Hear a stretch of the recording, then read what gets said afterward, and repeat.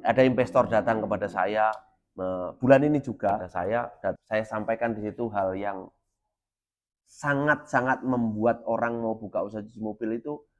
Bahasa sederhananya gini, bisa nggak jadi buka usaha cuci mobil karena kata-kata saya gitu.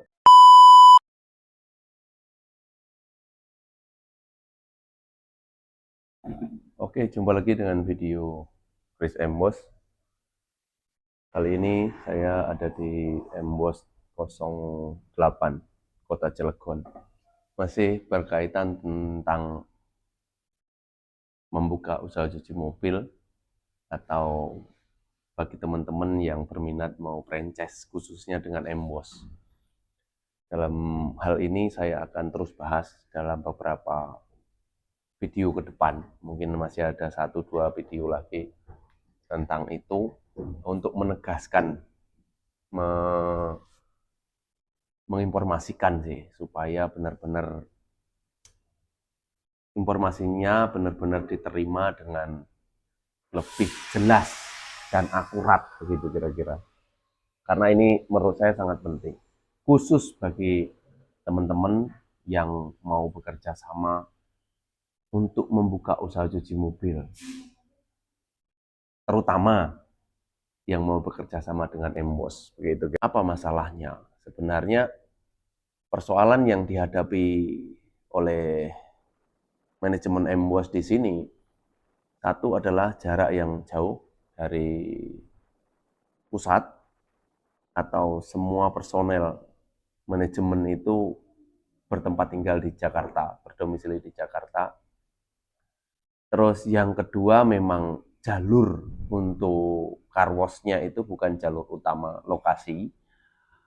Terus yang ketiga memang harga di daerah itu masih relatif lebih rendah daripada di Jakarta. Gitu. Jadi mungkin dari 3 faktor ini kita terus belajar untuk bisa sebisa mungkin membuat car wash ini tetap berjalan sebagaimana mestinya. Jadi kita terus upayakan bagaimana supaya Embos 08 ini tetap bisa berjalan. Mungkin sekilas itu saja yang saya sampaikan di 08 ini, tapi saya mau bahas secara umum saja hari ini bagaimana ke depannya untuk kita hal-hal seperti ini kita jadikan pelajaran gitu, teman-teman. Kenapa kita harus hati-hati dalam membuka usaha cuci mobil? Karena ada situasi yang memungkinkan, situasi yang memaksakan kita untuk terjun di cuci mobil karena sudah terlanjurnya satu tempat usaha cuci mobil itu dibuka. Ini juga jadi faktor pertimbangan sebenarnya. Tiba-tiba kita disuguhi oleh car wash yang sudah dibuka dan kita harus terjun ke sana untuk memastikan car wash itu berjalan dengan baik. Itu juga tidak mudah, teman-teman. Karena dari pengalaman yang saya dapatkan, take over sama buka sendiri itu lebih mudah buka sendiri. Namanya take over, itu pasti sebelumnya ada masalah. Betul kan? Kalau tidak ada masalah sebenarnya tidak akan dijual atau dipindah tangankan. Karenanya ada masalah, entah itu masalah apapun lah, pasti ada persoalan. Karenanya dipindah tangankan. Nah, ini akan lebih sedikit kerja keras daripada kita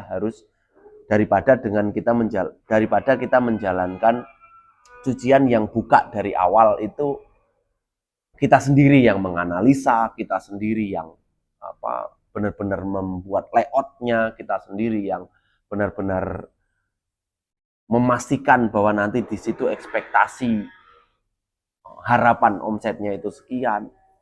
Itu akan lebih mudah menjalankannya daripada cucian yang sudah jalan. Tapi apakah cucian yang sudah jalan itu nanti tidak akan mengalami progres? Belum tentu juga. Ada juga cucian yang kita dari dulunya tidak baik-baik saja, kita kelola jadi baik-baik saja, ada. Tapi yang saya mau bandingkan adalah daripada yang take over itu lebih kepada yang kita bikin dari baru. Begitu teman-teman.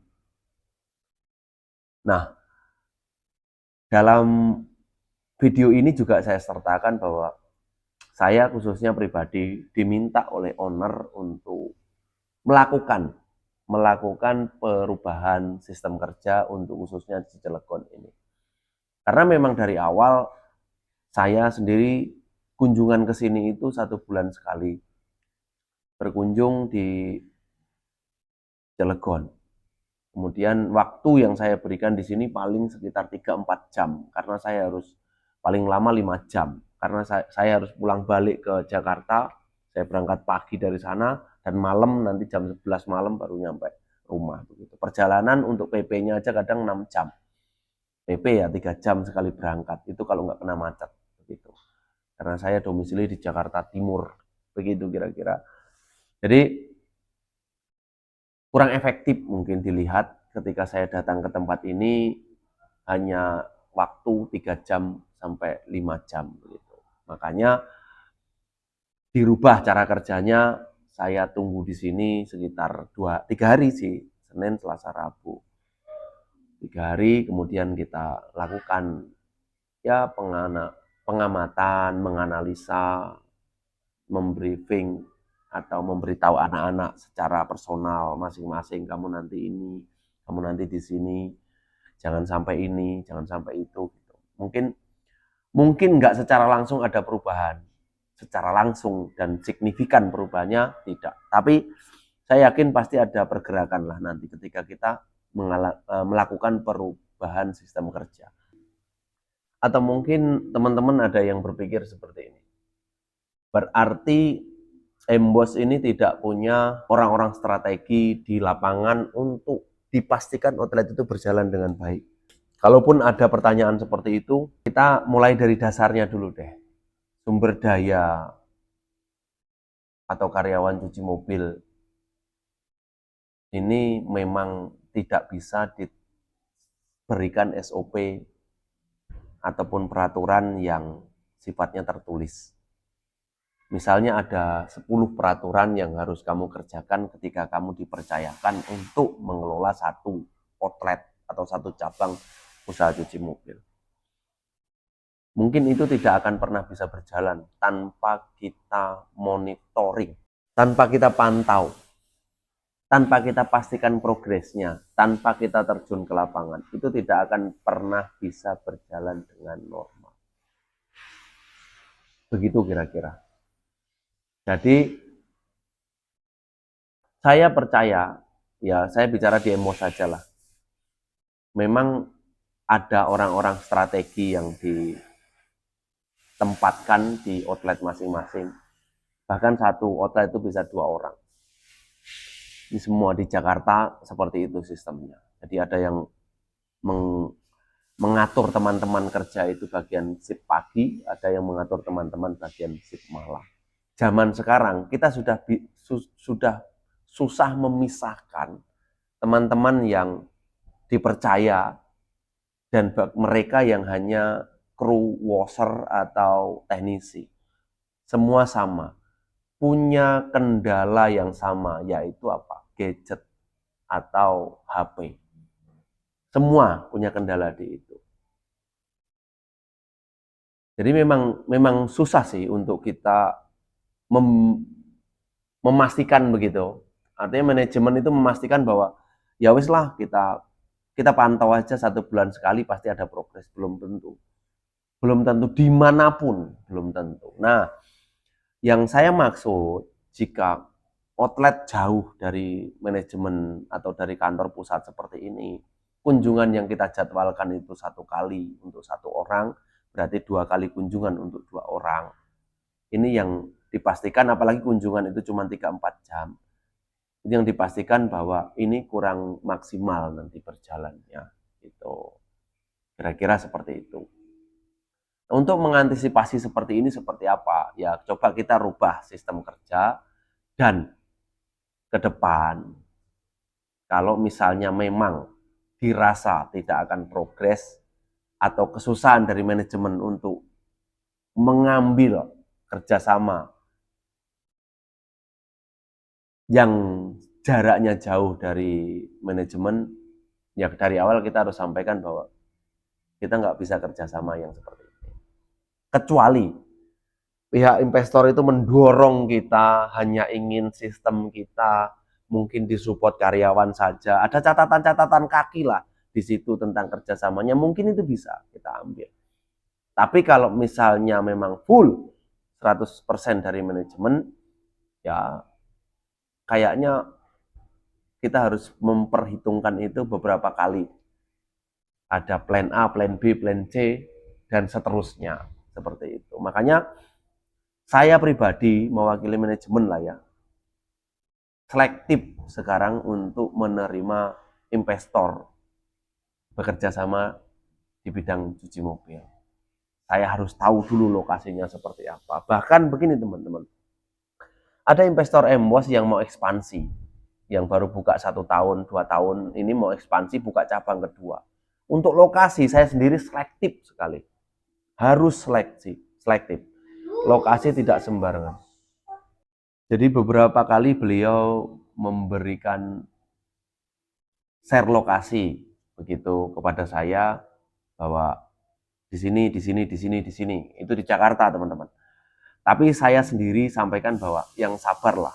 Kita harus pastikan, benar-benar pastikan bahwa lokasi itu sesuai dengan spesifikasinya, sesuai dengan apa yang kita mau.